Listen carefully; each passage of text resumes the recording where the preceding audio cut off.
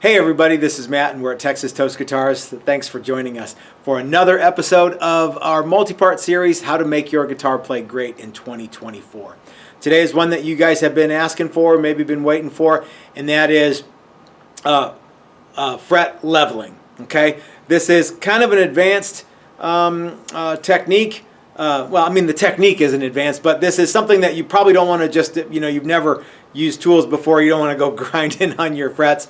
But I'm going to show you some fairly quick and some fairly easy ways to do this. This neck, I suspect, has already been done, so I'm not anticipating a lot of work that needs to happen. But I think what's going to happen is you guys are going to see exactly what happens to a neck that doesn't need a lot of fret work. Now, the frets have already been pressed into this Maximum Guitar Works Texas Toast neck. The edges have already been done, and they look like they've been buffed before. So I'm kind of cheating, okay? But this is something that you could expect. Say you got like a neck from Warmoth or a neck from Fender, and you're like, hey, you know what? I want to check it. I want to make sure before I go ahead and put it on the guitar. Maybe I want to check and see if there's anything that needs to be leveled. Not a bad idea. You probably won't find much, kind of like on this neck, but so yeah, maybe this is the perfect neck to do this on. Anyhow, we're going to level these, and if we have time, we might do some buffing. And like I say, I don't suspect that we're going to have a lot of leveling or recrowning to do on this. But let me walk you through the steps. And of course, the first thing that we need to do is check the truss rod, make sure that our neck is flat, and then we need to mask the fretboard off. So let's start by doing that. I'm not going to, since we did a whole video on that, I'm not going to show you all that stuff. But let's see where we are, okay? All right, so the first thing that we're going to want to do is take our, of course, we're at my workbench, so it's a total disaster area. All right, so we're going to take our Stumac notched straight edge, and we're going to put it on our neck, and we've got our neck is cradled in a little cradle here. And what we want to do first is we want to check and see if our neck is flat. And indeed, it is. Now, let's just say for the sake of conversation that our neck was not flat. What would it look like? I'm going to go ahead and adjust this truss rod. You guys can see here, I'm moving it. I'm moving it quite a bit. Okay? And I'm going to move the camera so that you can see what this looks like. I can tell just by seeing this, and plus I moved the neck a whole bunch. Yeah, so now I've got a little bit of relief that I need to go ahead and correct. I'm going to move the camera so you can see just what I'm doing with the truss rod. All right, gang. So you saw me move the truss rod quite a bit. Now I want to come back here so you can see it from a different angle. Just what I'm doing when I'm moving the truss rod. Okay, so I got my wrench in here. It's actually in the rod, and I have to pick it up. Take it out of the channel, move it, put it back in the truss rod adjustment nut, and then I can move it back the other way. Okay, so this is the same for any neck really. It just depends on what your access to the rod looks like. Okay, well, let's see. So now we're completely neutral, okay? There's no tension on the rod. Let's look and see. All right, now we look pretty flat. So I'm going to go ahead and say that because this neck's never been mounted on anything, it hasn't been pulled by strings, etc. We're just going to go ahead and leave it neutral because, one, it's flat, and two, it's a nice place to leave it, okay? All right, so the next thing that we're going to do is we're going to mask off our fretboard to keep everything nice and protected. Okay. I like to kind of cut this wide stuff right down the center for this first part, which is protecting the edge of the fretboard. And remember, that makes it easy to get the rest of this tape off next time. And, guys, don't worry. I'm not gonna sit here and force you to watch me put tape on a fretboard again. But just thought we'd get started. Okay. All right, that looks pretty good.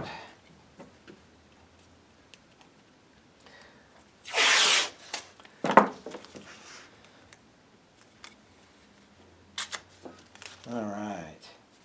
So let me get this going a little bit, and we'll come back once the fretboard is all masked off, and we'll get started leveling. Sound cool? I think it sounds cool. All right, I have spared y'all the agony of watching me put tape on some frets, and now we're ready to go.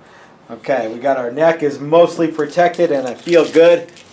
So what we're going to do now, gang, is we're going to level the frets. Now remember, I was saying that this neck I think had already been leveled, but what we're going to do is we're going to go back and check just to make sure. And this is a good thing to do every time you get a new neck, okay? So, or anytime you build a neck, or anytime, or maybe if you've even got some frets that just you think are a little high, okay?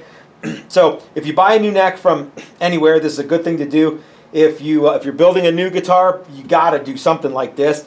And if you've got some frets that are a little high, then you'll want to do this too, okay? But we're not going to talk about like why it happens, when you should do it, things like that. That's kind of beyond the scope of this video.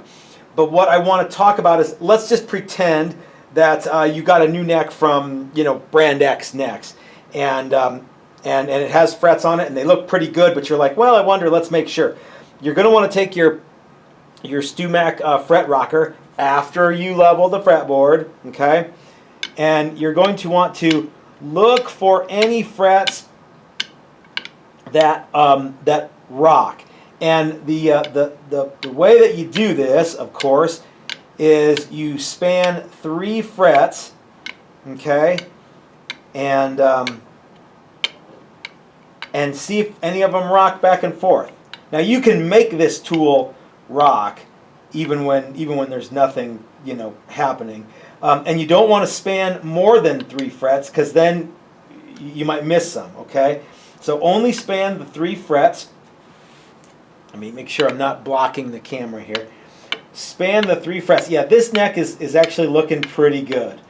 Okay, so we're probably not going to need to do a lot of leveling or dressing on this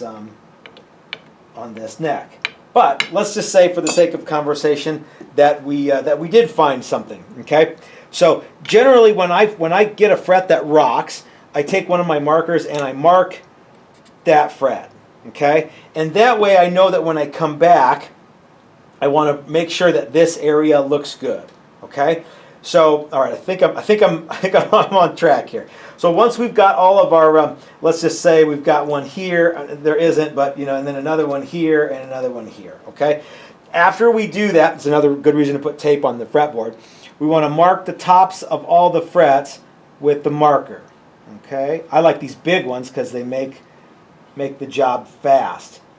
And yeah, the faster you do this, the faster you do this, if you're like a guitar repair guy, obviously the more, if you get paid by the job, if you can do 10 of these in the time that it takes someone to do one, then you make 10 times the money, right? Okay, all right. Okay, so now we've got all of our frets are marked, and what we want to do is we want to take a block like this one, and we want to move this. Okay, wait. We want to take a block that has abrasive on it, or we even want to take a file like this one. If you've got some really high ones, you can start them with the file.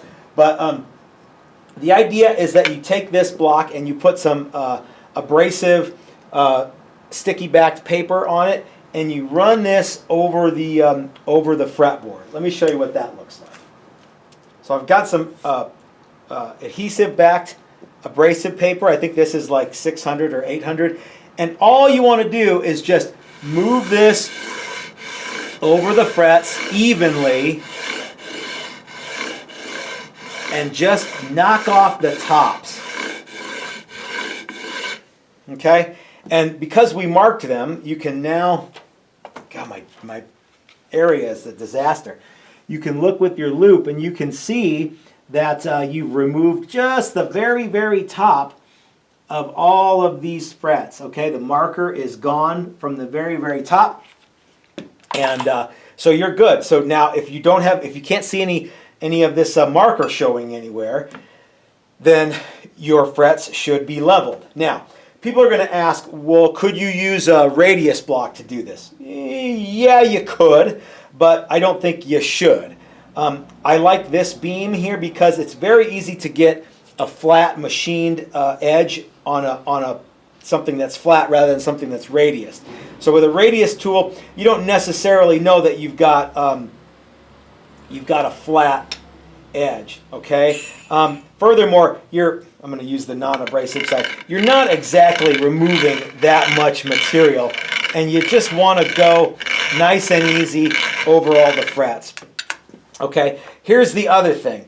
You don't want to press on the headstock and mash down here, because then you're going to be pushing. You want to have the center of the neck cradled in your block here, and just go ahead and work these back and forth. Now, I know what someone's going to say. Matt, how can you make sure that this neck is stable, etc., etc.? StewMac sells that jig that holds the neck and it's got those dial calipers and stuff. Yeah, gang, if you want to get that, totally cool. You should get it. I think that as long as the neck is flat and as long as you're not removing tons and tons and tons of material, and especially if you've got a brand new neck, you shouldn't need to use that tool, okay? If you're a repair guy and you have that tool, happy meal. That's super cool, okay? But for the purposes of what we're doing here, which is just breaking the tops off of those frets, okay? I'm hardly putting any pressure at all on these, and all I'm doing is leveling them out, okay? And I don't want to grind on them too much, but all right. So that's phase one. We have leveled the frets, and now if we took a straight edge and put this on our frets, we shouldn't be able to see any light under the frets. Furthermore, if we had that neck relief gauge, we would be able to use it by putting one of the pieces here and one here, and then the plunger here. Let's get that, and I'll show you what that looks like. Okay, we should be able to come to here. We should be able to find. Here we go. We should be able to find an area, and look at that, we're at 0. So yeah, so this tool is a great tool for testing that stuff. But you can't use this until your frets are level. Okay, so we want to level the frets. It's a fairly basic, easy thing to operate. Okay, we've knocked the tops off of some of these frets, and we've probably knocked some more off in some areas and less off in others. What we want to do now is make them all match. Okay, and to do that, we're going to put our black marker over the top again, because we're going to need a guide coat again. Only this time, our guide coat is going to be the opposite. We are going to remove all of the guide coat except this tiniest little line on the top of the frets. And I'm going to show you how we do that next. But we need a new guide coat. Okay. Okay, y'all, what we're going to do now is crown the tops of the frets. I think we might have enough time to do this all in one video. So what we're going to do is we've got flats on our frets, and we want to make them mostly round now. Recrowning the frets. The best tool for that is, I think, my sample size is significant because I've shown a lot of people how to do it using this tool, and this is the Z file from StewMac. Doesn't matter which one of these you get. Doesn't matter if you get the one with the handle or without. Doesn't matter if you get the one that's the, I like the original. The safe edge is also good, but the Z file is a super cool way to recrown your frets. You can go the old school way, and that's just get that concave file. Those work too, but you have to be a little more on top of your game to use those. You can get a 3-corner file and do the same thing. Where's my 3-corner file? Okay, you can get something like this and do them all by hand. Far and away, the fastest way to do it is with this Says Me. And yeah, if you got a different way, then that's cool too. Okay? So what we want to do is we're going to take our safe edge file. Let me move the camera here. Okay, we're going to make sure we're in the cradle here. We're going to take our safe edge file and work it over the fret in an arching motion to match the radius of the fretboard. Okay? Okay, now this one, you need to switch to the other side. And what we want to see is just the tiniest little line there, okay? Now because these were mostly done, this isn't going to take a long time. So again, we're just going to hit these until the flat spot on top of the fret is just very, very faint. Okay? And you can do this safe edge, or if you have the original one, it has two cutting planes.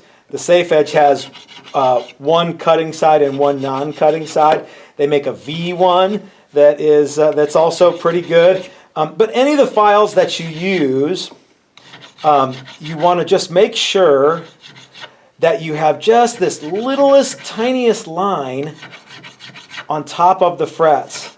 Okay, and these guys remove a lot of material pretty fast. And I think that if you're not super versed at fretwork, the Z file from StewMac, and there's probably other companies that make stuff like it too. If you're that guy who is like, what do you think about this? And he's the guy who sells the alternative tool. I get a lot of those. Sure, man, that probably works great. But the hot setup is to really make sure that you're not removing more than just the slimmest, tiniest little line on the top of the fret, and that will be good. So you can imagine if you have a file that is concave, it would be possible to go all the way down and cut into your level line, which would mean you'd have to re-level everything, okay? All right, so what I like to do after that is take a little bit of Scotch-Brite and just kind of clean everything up, okay? Get rid of all the other pen marks, and you'll get rid of some of the file marks. And the thing we're going to do next is we're going to buff. Buff it, Jimmy. Okay, guys, here we are at my low-speed buffing wheel, and it's going right now. I've actually been doing it for a little while. I thought the camera was on, but it wasn't. So this tool is the best tool, I think, for polishing frets, and I'm going to tell you a little bit about that while I'm doing it. I used to use just a regular high-speed grinding wheel with buffing pads on it.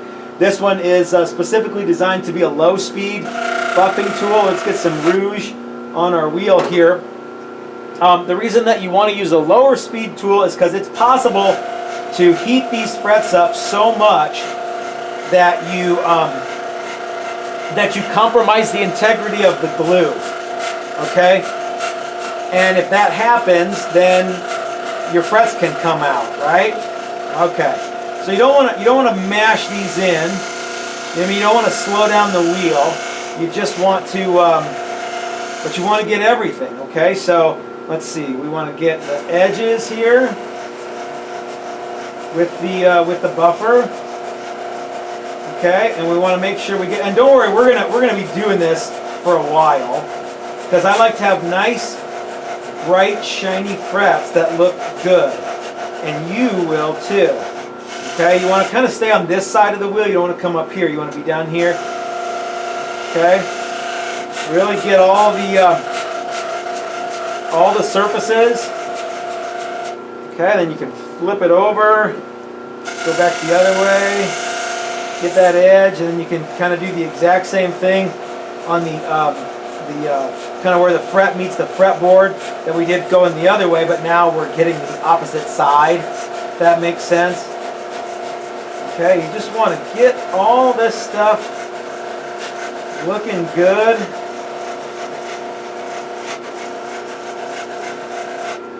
Okay, you can come back and kind of radius.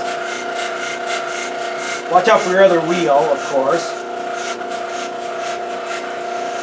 Sometimes I like to put my arm actually on the fretboard like this because my fingers have more calluses on them. I don't feel heat through my fingers as much as I do through my forearm. So sometimes I'll do that to make sure I'm not getting these things too hot, okay? Now, if you don't have a low-speed buffing wheel, you're not SOL. You can do this by hand. It's just going to take longer, okay? You can use a polishing cloth with some semichrome or rouge of some kind, and you can work that in.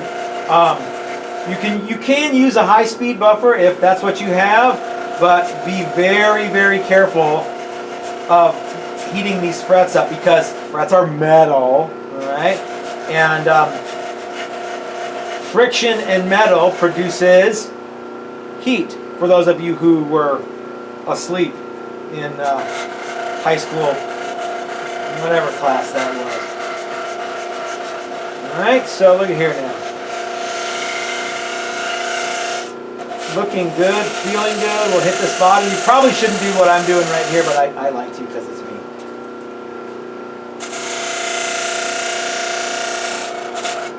Okay.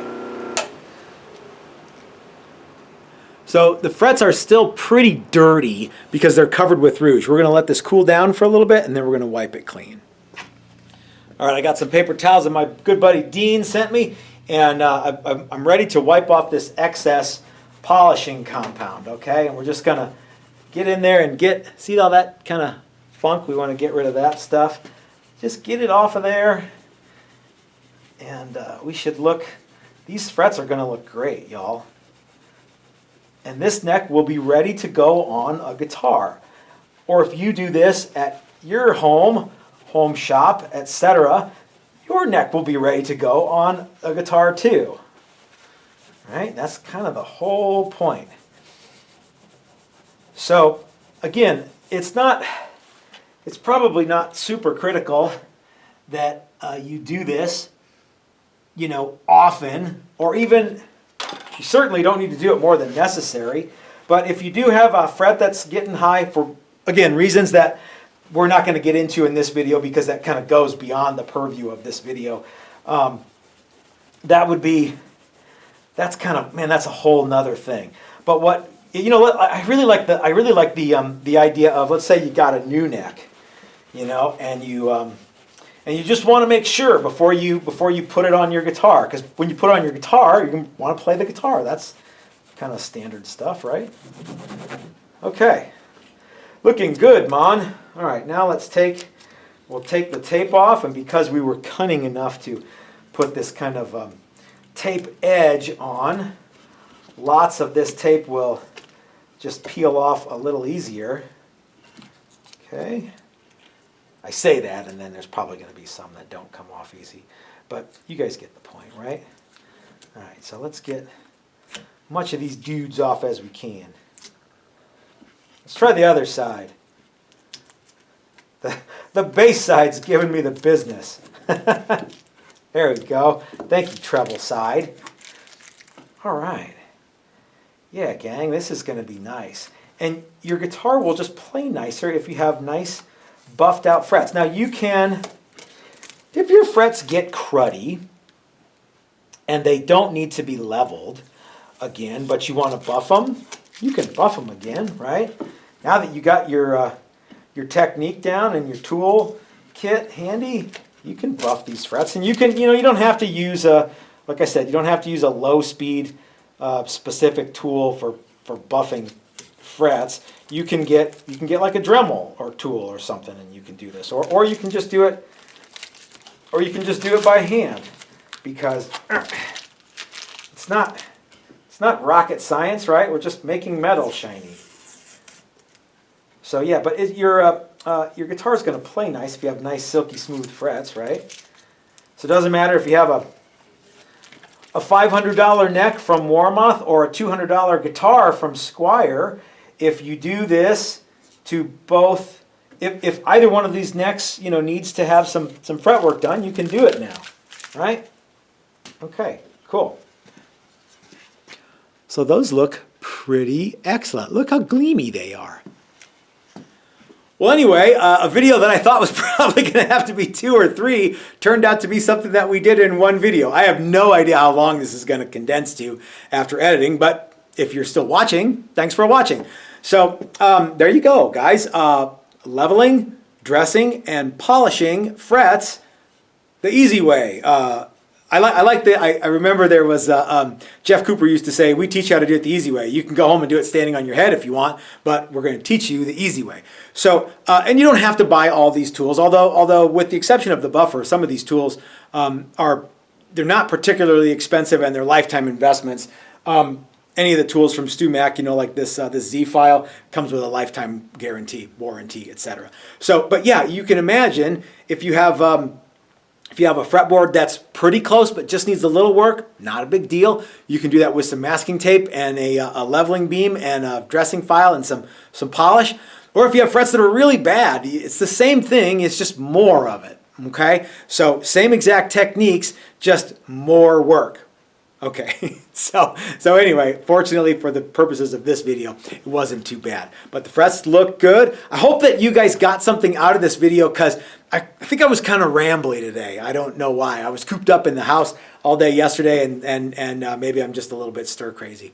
But it's not difficult work, okay?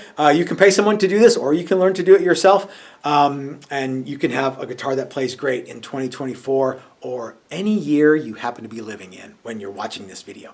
So if you have any questions about this video and the techniques that we did or the tools that we used, please leave them in the comment section below. If you like this kind of thing, give me the thumbs up and hit the subscribe button. There's also Patreon and you can join us on YouTube. There's lots of ways to support our channel. If you do any of that stuff, thank you so much. If you can't do any of it, no problem. Please share the video, etc., etc. So until next time, gang, this is Matt at Texas Toast reminding you that if you're so smart, start your own YouTube channel. That's what I did. We'll see you guys next time. Maybe we'll do another episode of how to make your guitar play great in 2024. Thanks for watching and have a great week, everybody. I wanna play my guitar the only way I know how, and that's sloppy and fast and really loud.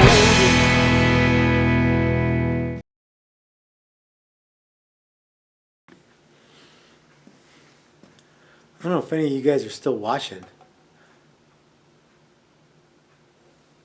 There's big stuff coming soon.